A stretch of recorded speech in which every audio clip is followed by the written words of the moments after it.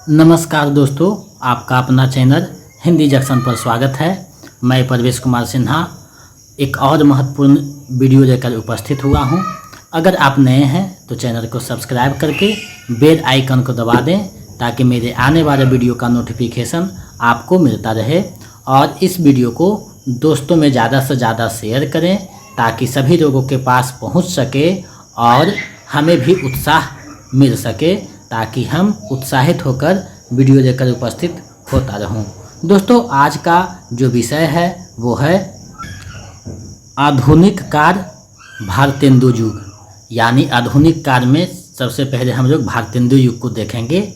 आपको पिछले में बताया गया था खड़ी बोली का विकास से संबंधित चीज़ें को। आज जो है भारतेंदु युग को देखने वाले हैं। ये 16वां लेक्चर है, 15 क्लास हो चुका है। अगर आप नहीं देखे हैं तो प्ले लिस्ट बना हुआ है, वहाँ से जाकर देख सकते हैं।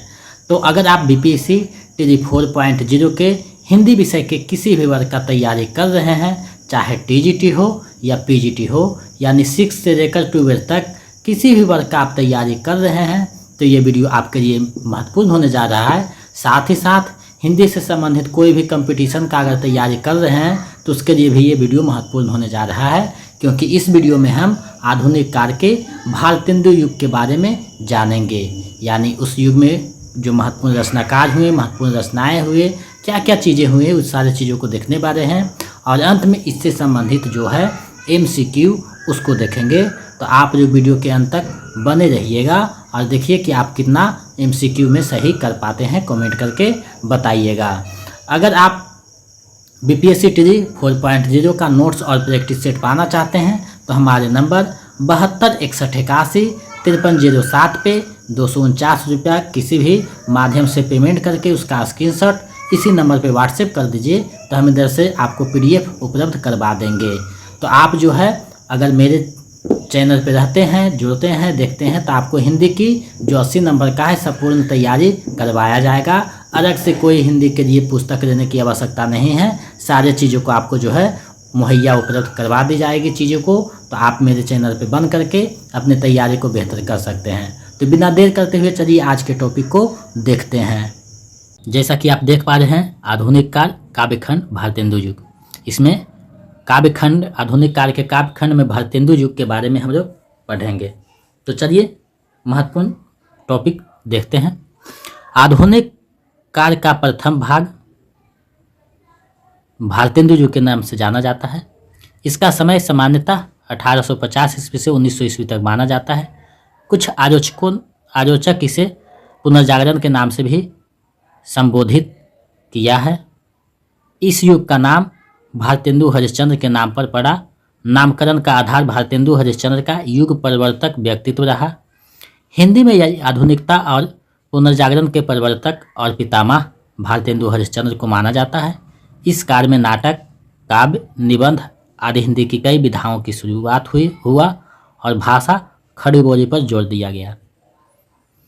यहाँ एक चीज़ निकल कर सामने आई कि सामान्यतः जो है भारतेंदु युग का समय 1850 ईस्वी से 1900 ईस्वी तक माना जाता है।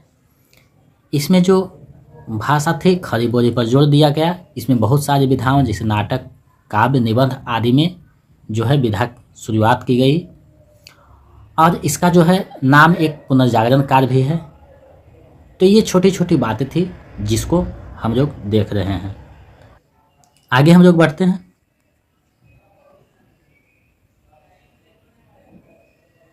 आचार्य रामचंद्र शुक्ल ने भारतेंदु हरिश्चंद्र के रचनाकाल को दृष्टि में रखकर संवत 1925 से 1950 की अवधि को नई धारा यानी प्रथम उत्थान की संज्ञा दी है। यहाँ से प्रश्न पूछा जा सकता है कि रामचंद्र शुक्ल ने भारतेंदु युग का समय कब से कब माना है, तो संवत 1925 से 1950 की अवधि को माना है। अगर ईस्वी में पूछेगा तो इसमें 57 माइनस कर दीजिएगा तो ईस्वी सन में आ जाएगा। तो इसको जो है नई धारा प्रथम उत्थान संज्ञा दी है, यानी भारतेंदु युग को नई धारा प्रथम उत्थान मानते हैं। भारतेंदु युग के संदर्भ में डॉक्टर रामस्वरूप चतुर्वेदी ने लिखा है, पुनर्जागरण दो जातीय संस्कृतियों की टकराहट से उत्पन्न रचनात्मक ऊर्जा है। ये कथन जो है महत्वपूर्ण है। यहाँ से प्रश्न बनते हैं, पूछे जाते हैं, तो इसको आप लोग ध्यान में रखिएगा क्योंकि अक्सर ये प्रश्न पूछा जाता है। आगे है, भारतेंदु युग के साथ हिंदी को कई कवियों ने मिलकर गति प्रदान की जो भारतेंदु के साथ थे, इसीलिए भारतेंदु के साथ उन कवियों को भारतेंदु मंडल का कवि कहा गया। यहाँ से भी प्रश्न पूछा जाता है कि भारतेंदु मंडल के कवि कौन थे, कौन कौन शामिल थे, तो इस दृष्टि से ये महत्वपूर्ण हो जाता था, तो इसलिए मैंने इसको शामिल किया है। भारतेंदु मंडल के रचनाकार एवं रचना और रचनाकार इस प्रकार हैं। अगर आप मेरे टेलीग्राम चैनल पर नहीं जुड़े हैं तो चैनल पर जुड़ जाइए, जिसका लिंक वीडियो के डिस्क्रिप्शन में दिया हुआ है। वहाँ से जुड़कर कुछ PDF वहाँ प्रोवाइड किया गया है, उसको प्राप्त कर सकते हैं और अपनी तैयारी को मजबूती प्रदान कर सकते हैं। PDF का जो रजिस्ट्रेशन है वो आज शाम तक जो है एक वीडियो बनाया जाएगा कि किस तरीक़ा से पेमेंट आपको करना है, कितना पेमेंट करना है, तो उसके लिए एक वीडियो आज बनाया जाएगा। तो आपको चिंता करने की बात नहीं है। अब जो है उसी वक्त जो है आपको किताब कौन सी पढ़नी है TGT PGT के लिए, तो उसके लिए भी बताया जाएगा। तो आज आपको वो सारी जानकारी दे दी जाएगी। अब हम लोग देखते हैं भारतेंदु मंडल के रचना और रचनाकार। तो यहाँ देखिए कवि और जीवनकार है, यहाँ कृतियाँ हैं। भारतेंदु हरिश्चंद्र, इनका जन्म 1850, मृत्यु 1885 ईस्वी में हुआ। इन्होंने 70 काव्य कृतियों की रचना की जो आगे दिया गया है, यानी 70 महत्वपूर्ण काव्य है इनका, 70 काव्य का रचना के। तो कुछ महत्वपूर्ण काव्य को हम लोग देखेंगे, क्योंकि 70 काव्य का नाम याद रखना बहुत मुश्किल है। तो हम लोग जो है मुख्य चीज़ों को देखेंगे जो परीक्षा की दृष्टि से महत्वपूर्ण है। आगे जो कवि आते हैं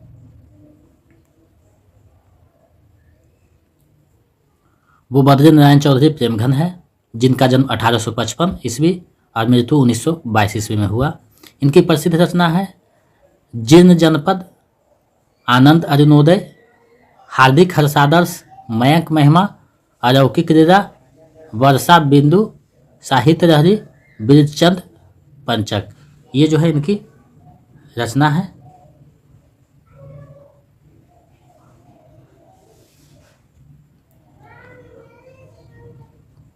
चलिए आगे हम लोग बढ़ते हैं। आगे जो है प्रताप नारायण मिश्र हैं, जिनका जन्म 1856, मृत्यु 1894 ईस्वी में हुआ। इनकी रचना है प्रेम पुष्पावली, मन की लहर, लोकोक्ति शतक, त्रिप्रियंताम श्रृंगार, श्रृंगार विलास, हरगंगा। तो ये उनकी रचना है। आगे जो है ठाकुर जगमोहन सिंह हैं, जिनका जन्म 1857 ईस्वी, मृत्यु 1899 ईस्वी में हुआ था। इनकी रचना है प्रेम संपत्ति रता, श्यामा रता, श्यामा सरोजनी, देवयानी। आगे अंबिका दत्त व्यास जी हैं, जिनका जन्म 1858 ईस्वी, मृत्यु 1900 ईस्वी में हुआ था। इनकी रचना है पावस पचासा, सुकवि सतसई, होरी, बिहारी बिहार।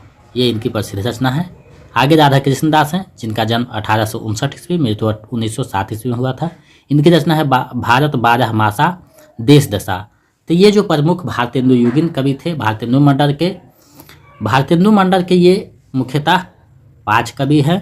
तो इनको आपको ध्यान में रखना है कि भारतेंदु के साथ इन 5 ने अपना योगदान दिया, जिसे भारतेंदु मंडल के कवि कहा जाता है। तो यहाँ से भी प्रश्न पूछा जाएगा, तो आप लोग इसको ध्यान में रखिएगा। अब कुछ भारतेंदु मंडल के बाहर के कवि थे जो भारतेंदु युग में रचना किए हैं, जिनकी रचना महत्वपूर्ण है, उनको मैंने यहाँ सम्मिलित किया है। भारतेंदु युग के अन्य कवि एवं उनके रचनाकार इस प्रकार हैं। कवि हैं राधा चरण गोस्वामी, जिनकी रचना है नवभक्तमाल। नवनीत चतुर्वेदी हैं, जिनकी रचना है कुब्जा पचीसी। दिवाकर भट्ट है, जिनकी रचना है नक्सिक और नवोढ़ा रत्न। आगे गुलाब सिंह हैं, जिनकी रचना है प्रेम सतसई। उसके बाद गोविंद गिररा भाई हैं, जिनकी रचना है श्रृंगार सरोजनी, पावस पायोनिधि, षड ऋतु, नीति विनोद, राधामुख, षोडशी। ये प्रसिद्ध रचना है उनकी। अब हम लोग थोड़ा सा भारतेंदु हरिश्चंद्र के बारे में जानते हैं। तो इनका जन्म 1850 ईस्वी को काशी में हुआ। इनके पिता गोपाल चंद्र थे और गुरु सितारे हिंद थे। भारतेंदु की समस्त रचनाओं की संख्या 175 है और उनके काव्य ग्रंथों की रचना 70 है। यानी नाटक उटक मिला दिया जाए तो उनकी समस्त रचनाओं की संख्या 175 है, जिसमें 70 जो है उनकी काव्य रचना है। तो हम लोग सिर्फ काव्य रचना की बात कर रहे हैं। जब नाटक पढ़ेंगे तो नाटक के विकास जो जब पढ़ेंगे तो वहाँ उनकी नाटक को हम लोग पढ़ेंगे, तो आपको ये नहीं सोचना है कि यहाँ नाटक का चर्चा नहीं हुआ है, क्योंकि नाटक जब पढ़ेंगे तो नाटक में उनके नाटकों को देखेंगे। मैं जो है हर एक टॉपिक को एक अलग टॉपिक में बांट रहा हूँ ताकि पढ़ने में आपको आसानी हो। यहाँ अगर हम नाटक और पत्रिका का चर्चा कर देते तो पेचीदा हो जाता थोड़ा सा। तो मैंने नाटक को नाटक वाले जो खंड होंगे उसमें पढ़ेंगे, और पत्रिका जब हम पढ़ेंगे तो पत्रिका में उनके जो है भारतेंदु युगीन पत्रिका, उसके बाद द्विवेदी युगीन पत्रिका, उसका समाजकालीन पत्रिका आदि चीज़ों को हम लोग वहाँ देखेंगे। तो इसलिए मैंने पत्रिका और नाटक आदि को जो है मैंने छोड़ दिया यहाँ पे, सिर्फ मैं उनके काव्य संग्रह की बात कर रहा हूँ। भारतेंदु उर्दू में रसा उपनाम से शायरी लिखा करते थे। आगे कुछ बिंदु है जो प्रश्न की दृष्टि से महत्वपूर्ण है। प्रश्न इस तरीका से पूछे जाते हैं, भारतेंदु ने स्यापा, गारी, पैरोडी आदि शायरी रूपों में कविताएं लिखी हैं। जो है ये जो है पूछा जाता है मैदान करने के लिए कि ये जो है किस शायरी में लिखा गया है, तो इसलिए मैंने इसको यहाँ पे शामिल करना उचित समझा, क्योंकि हो सकता है परीक्षा में पूछा जाए। क्योंकि पीजीटी का जो लेवल है थोड़ा सा हाई रहता है, टीजीटी का थोड़ा सा कम रहता है, तो मैंने दोनों दृष्टि से जो है इस वीडियो को बना रहा हूँ।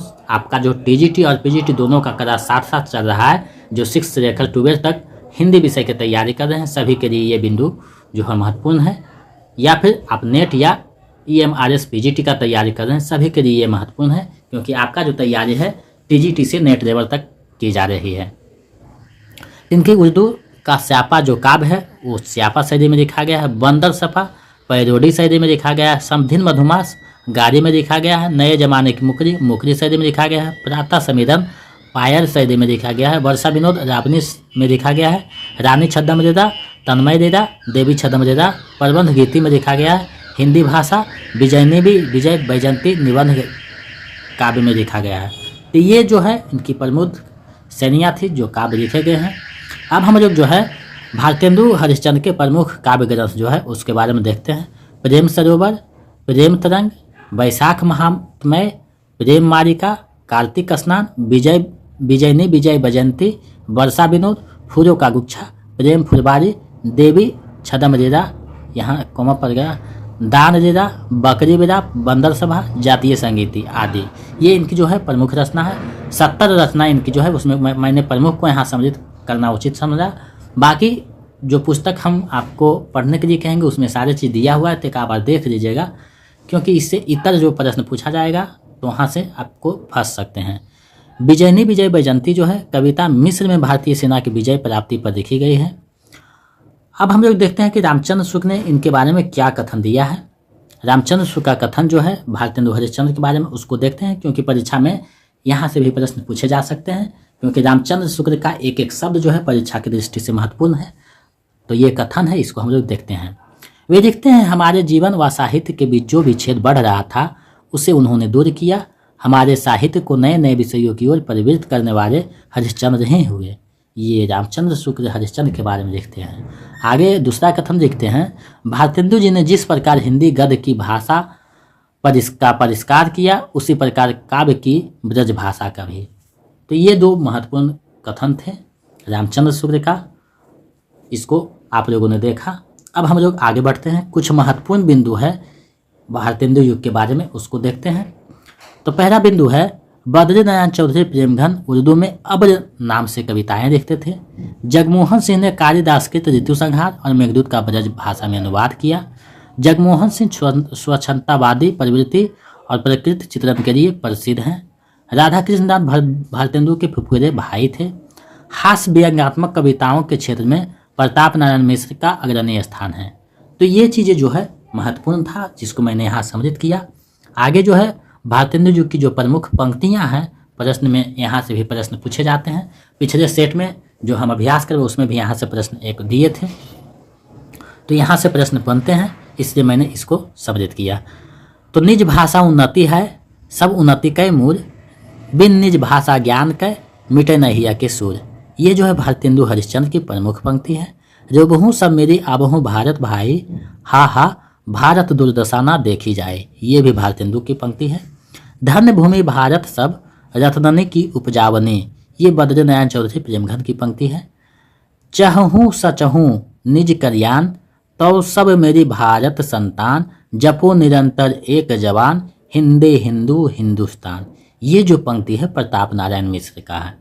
तो ये जो 4 पंक्तियाँ था हमारे दृष्टि से जो महत्वपूर्ण लगा उसको मैंने यहाँ सम्मिलित किया है। आगे जो है भारतेंदु युग की प्रवृत्तियाँ हैं, हो सकता है कथन और जो होता है मैदान करने वाला उसमें पूछ दे तो यहाँ हम लोग देख लेते हैं कि भारतेंदु युग की जो प्रवृत्तियाँ उसमें राष्ट्रीयता की भावना है, भक्ति भावना है, प्रकृति का चित्रण हुआ है, हास्य व्यंग भी है और सामाजिक समस्या का चित्रण किया गया है। ये 5 प्रमुख प्रवृत्तियाँ हैं जिसको मैंने यहाँ सम्मिलित किया है।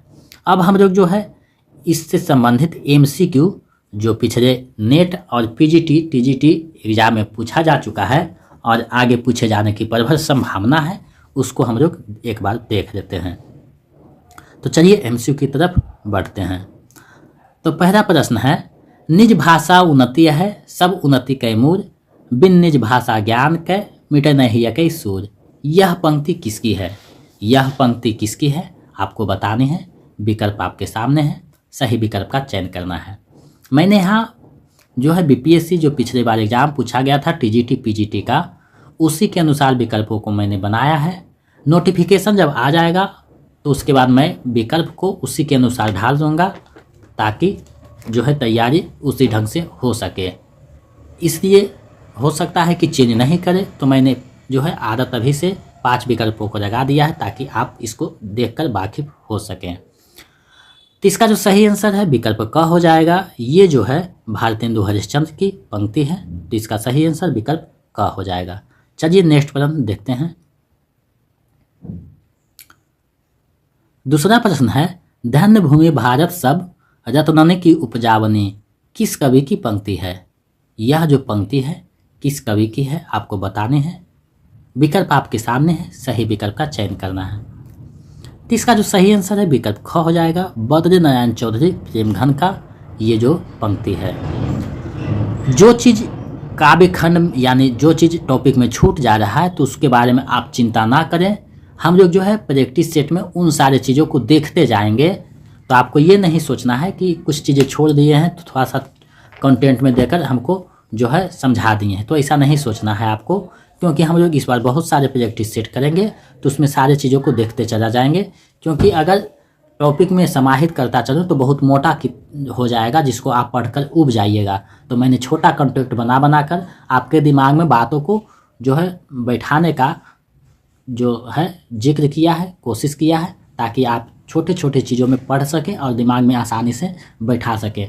क्योंकि जब पेचीदा हो जाता है कोई भी चीज़ तो समझने में आसानी नहीं होती है।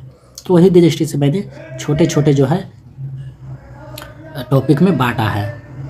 तीसरा प्रश्न है, निम्नलिखित में से कौन सा एक भारतेंदु मंडल का कवि नहीं है? निम्नलिखित में से कौन सा एक भारतेंदु मंडल का कवि नहीं है आपको बताना है। विकल्प आपके सामने है, सही विकल्प का चयन करना है।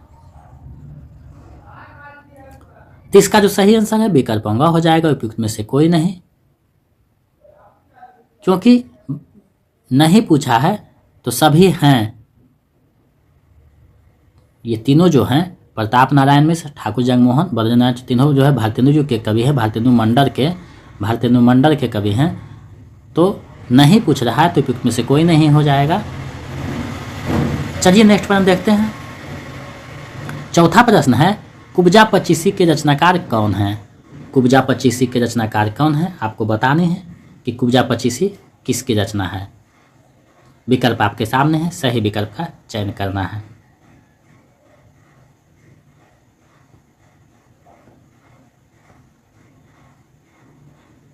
इसका जो सही आंसर है विकल्प ग हो जाएगा। नवनीत चतुर्वेदी की रचना है। चलिए नेक्स्ट प्रश्न देखते हैं। पांचवा प्रश्न है, निम्नलिखित में से कौन सी रचना भारतेंदु हरिश्चंद्र का नहीं है? निम्नलिखित में से कौन सी रचना भारतेंदु हरिश्चंद्र का नहीं है आपको बताना है। विकल्प आपके सामने है, सही विकल्प का चयन करना है। तो इसका जो सही आंसर है विकल्प अंगा हो जाएगा। उपयुक्त में से कोई नहीं, क्योंकि प्रेम सरोवर भी है, प्रेम तरंग भी, प्रेम फूल, तीनों जो है भारतेंदु हरिश्चंद्र की रचना है। चलिए नेक्स्ट प्रश्न देखते हैं। छठा प्रश्न है जो पिछले बार TGT के एग्जाम में पूछा गया था। पंडित प्रताप नारायण मिश्र और बालकृष्ण भट्ट ने हिंदी गद्य साहित्य में वही काम किया जो अंग्रेजी में एडिसन और अस्टारिन ने किया। यह विचार किसका है आपको बताना है। यह विचार किसका है। विकल्प आपके सामने है, सही विकल्प का चयन करना है। इसका जो सही आंसर है विकल्प ख हो जाएगा। रामचंद्र शुक्ल का ये कथन है। चलिए नेक्स्ट प्रश्न देखते हैं।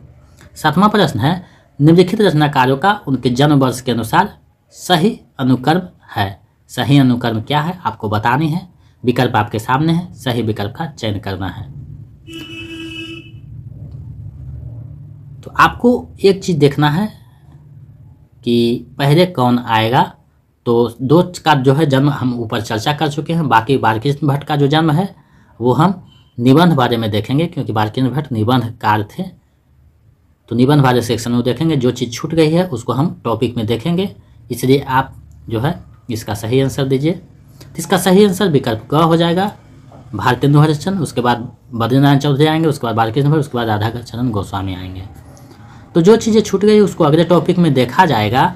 यानी जो निबंधकार थे उनको मैंने काव्य में नहीं समझित किया, इसलिए वो छूट गए हैं। और निबंध जब हम पढ़ देंगे उसके बाद टॉपिक जब पूरा हो जाएगा उसके बाद आप देखिएगा कि आपका कितना स्कोर आ रहा है। जो फर्स्ट अभ्यास मैंने करवाया है वो बहुत सिंपल क्वेश्चन दिया था, ताकि आप लोग उसका अपना स्कोरिंग देख सके कि आपकी तैयारी कैसी है।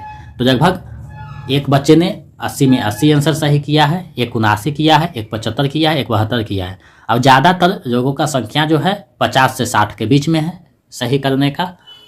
तो ये बहुत अच्छी बात है कि आप लोग का रिजल्ट बहुत अच्छा है। अभी आगे जब टॉपिक पूरा हो जाएगा तो रिजल्ट में और जो है सुधार होगा। यहाँ जो रचना है आपको बताना है। 9वां प्रश्न जो है, भारत बारहमासा किसकी रचना है आपको बतानी है। भारत बारहमासा जो है किसकी रचना है। 8वां प्रश्न में जो है कुछ टाइपिंग हुआ था इसलिए मैंने उसको छोड़ दिया, पीडीएफ में आपको सुधार कर दे दिया जाएगा, तो आपको चिंता करने की बात नहीं है। भारत बारहमासा किसकी रचना है आपको बताना है। विकल्प आपके सामने है, सही विकल्प का चयन करना है। तो इसका जो सही आंसर है विकल्प का हो जाएगा, राधाकृष्ण दास का है। चलिए इस वीडियो का अंतिम और 10वां प्रश्न देखते हैं। भारतेंदु हरिश्चंद्र का काव्य बंदर सभा किस शैली में लिखी गई है। बंदर जो सभा काव्य है वो किस शैली में लिखी गई है आपको बतानी है। विकल्प आपके सामने है, सही विकल्प का चयन करना है। तो इसका जो सही आंसर है विकल्प ग हो जाएगा, पैरोडी शैली में लिखी गई है, जिसका हम लोग ऊपर अध्ययन कर चुके हैं। तो ये जो है महत्वपूर्ण प्रश्नों का श्रृंखला था जो आपकी तैयारी में हमें लगता है महत्वपूर्ण भूमिका निभाएगी। और अब जो है हम लोग एक दिन में 2 से 3 टॉपिक को करेंगे, क्योंकि हम लोग का जो है रफ्तार अब बढ़ेगा और जल्द ही 19 तारीख तक सारे टॉपिक लगभग जो है हम लोग ख़त्म कर चुके होंगे जो हिंदी साहित्य का है। उसके बाद नोटिफिकेशन जैसा आएगा उसके अनुसार हम लोग कदम उठाएंगे। तो आपको ये चीज़ सोचने की आवश्यकता नहीं है। और अगर आप मेरे टेलीग्राम चैनल पर जुड़ना चाहते हैं जिसपे कुछ वीडियो जो है पीडीएफ दिया गया है, तो वीडियो के डिस्क्रिप्शन में उसका लिंक दिया हुआ है, वहाँ से आप जुड़ सकते हैं। और आज जो है आपको किताब कौन सी खरीदनी है उसके बारे में वीडियो बना दिया जाएगा। और पीडीएफ के लिए रजिस्ट्रेशन करने का क्या प्रक्रिया होगा और कितना लगेगा वो चीज़ें भी आपको बता दिया जाएगा, किस तरीक़ा से आपको कितना पेमेंट करना है। क्योंकि टाइपिंग जो करता है उसको मेहनत करिए तो देना पड़ेगा ना, जो लगा हुआ रहता है इतना अच्छा से बनाता है टॉपिक बाय, तो उसको कुछ तो मुआवजा मिलना चाहिए जो मेहनत कर रहा है। बाकी हम लोग जो है साथ साथ जो है अध्ययन करेंगे और पीडीएफ आपको फिर जो रजिस्ट्रेशन करेंगे उनको पीडीएफ मिलता चला जाएगा। तो उसके बारे में आपको बताना है किस तरीके बताया जाएगा कि किस तरीक़ा से आपको मिलेगा पीडीएफ और क्या क्या चीज़ उसमें मिलेगा रजिस्ट्रेशन करने पर। ये सारी चीज़ आपको बता दिया जाएगा आज शाम तक, तो आपको चिंता करने की बात नहीं है। अगर आप मेरे चैनल पर नए हैं तो चैनल को सब्सक्राइब कर दें और दोस्तों में शेयर करना ना भूलें। अगर आपके पास कोई समस्या है जो आप हमसे संपर्क करना चाहते हैं तो मेरा व्हाट्सएप नंबर है 72 61 81 53 07। इस पे आप व्हाट्सएप कर सकते हैं और अपनी समस्या को मेरे समक्ष रख सकते हैं। हम कोशिश करेंगे आपकी समस्या का समाधान किया जा सके। इस पे कॉल नहीं कीजिएगा क्योंकि कॉल उठाने में हम असमर्थ हैं। तो व्हाट्सएप कीजिएगा, आपके समस्या का समाधान किया जाएगा। तो चैनल पे आप नए हैं तो चैनल को सब्सक्राइब कर दें, दोस्तों में शेयर करना ना भूलें और जो है ज़्यादा से ज़्यादा इसको दोस्तों में शेयर करें ताकि हमें एक दोगुना जो है उत्साह मिलता रहे और मोटिवेशन मिलता रहे, ताकि मैं ऐसे ही आपके समक्ष नए वीडियो लेकर उपस्थित होता रहूं। बहुत बहुत धन्यवाद। मिलते हैं नेक्स्ट वीडियो में। सहयोग बनाए रखें।